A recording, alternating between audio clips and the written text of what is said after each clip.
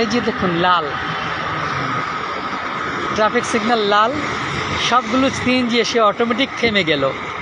এই মুহূর্তে কোনো ট্রাফিক নাই ইন্টারকন্টিনেন্টাল সিগন্যাল পয়েন্টে, হোটেল ইন্টারকন্টিনেন্টাল সিগন্যালে আমি আছি। এই মুহূর্তে কোনো ট্রাফিক নাই এই পয়েন্টে, কিন্তু গাড়িগুলো নিজে থেমে গেল। কেন? এই সিগন্যাল বাতি লাল জ্বলেছে, ফাইন হবে সেই ভয়ে তারা থেমে গিয়েছে। কোনো ট্রাফিক নাই, বাংলার জন্য বিদেশ হয়ে গিয়েছে।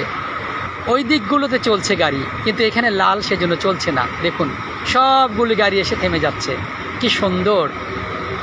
ঠিক এইভাবে যদি মনুষ্যবিহীনভাবে নিয়ম, এআই ক্যামেরা কি সুন্দর করে ফাইন করে দিচ্ছে এই ভয়ে। এই যে সবুজ আরম্ভ হলো, এই যে সুন্দর, এই যে দেখুন কি সুন্দর চলে যাচ্ছে গাড়িগুলো।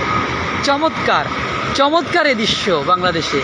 ঠিক এইভাবে যদি আপনার বিআরটিএ অফিস, তহসিল অফিস, যেখানে ভূমি অফিসগুলো, এখানে ঠিক এরকমভাবে যদি ডিজিটালি কন্ট্রোল করা হয়, তাহলে এই দেশে ঘুষের লেনদেন আর হবে না এবং মানুষ আরও সুন্দর হয়ে যাবে। ওই যে দেখুন হলুদ হয়েছে, এই লাল হবে, এইটা চান্স নিয়ে চলে গেল।